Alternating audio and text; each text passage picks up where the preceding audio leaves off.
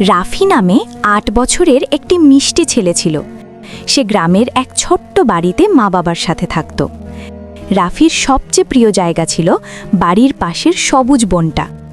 একদিন বিকেলে রাফি বলল, মা, আমি একটু বনে খেলতে যাচ্ছি।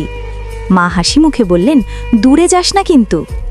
বনে গিয়ে রাফি হঠাৎ দেখল আকাশ লালচে হয়ে উঠছে। ঠিক তখনই একটি ঝলমলে আগুনের পাখি তার সামনে এসে বসল।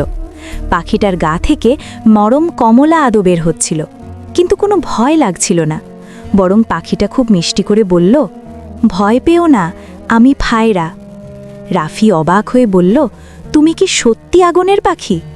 ফায়রা হেসে বলল, হ্যাঁ, কিন্তু আমি কাউকে পোড়াই না, আমি আলো ছড়াতে এসেছি। হঠাৎ রাফি দেখল বনের এক কোণে ছোট্ট একটি গাছ শুকিয়ে যাচ্ছে। রাফি কষ্ট পেয়ে বলল, ওহ, গাছটা তো মরে যাচ্ছে।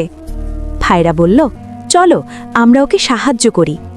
রাফি দৌড়ে পাশের পুকুর থেকে একটি ছোট্ট বালতিতে পানি এনে গাছের গোড়ায় ঢালল।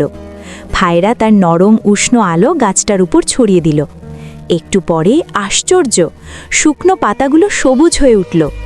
রাফি খুশিতে লাফিয়ে বলল, আমরা পেরেছি। ফায়রা বলল, যখনই তুমি ভালো কাজ করবে আমি তোমার পাশে থাকব। তারপর ধীরে ধীরে ফায়রা আকাশে উড়ে গেল। আকাশে রেখে গেল ছোট ছোট ঝলমলে আলো।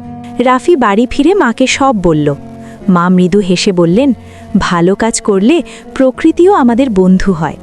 সেদিন থেকে রাফি প্রতিদিন গাছকে পানি দেয়, আর মনে মনে জানে কোথাও না কোথাও ফায়রা তার দিকে তাকিয়ে আছে। নৈতিক শিক্ষা, প্রকৃতিকে ভালোবাসলে প্রকৃতিও আমাদের ভালোবাসে।